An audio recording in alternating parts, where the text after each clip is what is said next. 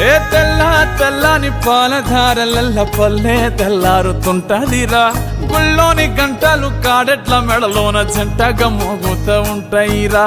నాగలి భుజాన పెట్టుకుంటే దోస్తులు చెయ్యేసినట్టేరా కొట్టు గోదా పక్కన ఉంటే కొండంత బలగం ఉన్నట్టురా చల్లగాలి మోసుకొచ్చెరా సేను శిలకల ముచ్చట్లు దారి పొడుగు సెట్ల కొమ్మలా రాలుతున్న పూల సప్పట్లు గట్టి మోపులు కాల్వ కట్టులు చెమట సుక్కల్లో తడిసిన ఈ మట్టి గంధాల